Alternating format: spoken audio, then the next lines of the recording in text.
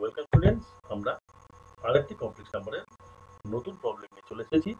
এখানে i equal to root over -1 কে represent করায় এই এক্সপ্রেশন যেটা দেওয়া আছে সেইটার ভ্যালু বের করতে বলেছে এবং চারটে অপশন দেওয়া আছে। এর জন্য আমরা কিভাবে সলভ করব চলো দেখে নিই।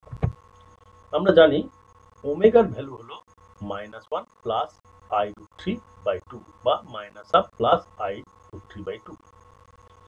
তাই যে এক্সপ্রেশনটা দেওয়া আছে সেখানে ওমেগার ভ্যালুটা বসিয়ে দেওয়াতে আমরা পেয়ে গেলাম 4 plus 5 omega plus 3 omega square, এই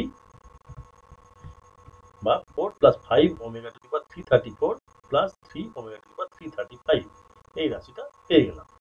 এবার এখানে ওমেগা টু দি পাওয়ার 334 কে আমরা এরকম ভাবে ভেঙে নিই, omega cube two the power 111 into omega, এবং ওমেগা টু দি পাওয়ার 335 কে ঠিক এরকম ভাবে omega cube two the power 111 into omega square, এইভাবে ভেঙে নিলে যেহেতু ওমেগা কিউবের ভ্যালু 1, তাহলে এইটার ভ্যালু দেওয়া হলো ওমেগা এবং ওমেগা টু দি পাওয়ার 335 এর ভ্যালু দেওয়া হলো ওমেগা স্কোয়ার।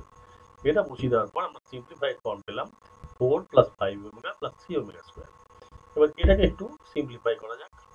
4 এই টার্মটা থেকে আমরা লিখলাম 3, এখান থেকে 5 ওমেগা থেকে 3 ওমেগা এবং 3 ওমেগা স্কোয়ারটাকে এক জায়গায় নিলে আমরা 1 প্লাস ওমেগা স্কোয়ারের ভ্যালু যেহেতু 0, তাহলে 3 প্লাস 3 ওমেগা প্লাস 3 ওমেগা স্কোয়ারের ভ্যালুও 0 হবে।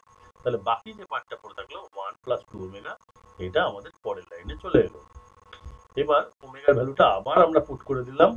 ওমেগার ভ্যালুটা যেটা হলো -1 প্লাস i√3/2, এবং এই ব্র্যাকেটটা খুলে দেওয়াতে 2টা মাল্টিপ্লাই হয়ে গেল 1 -1 প্লাস i√3, অর্থাৎ সিম্পলিফাই করে পেলাম i√3।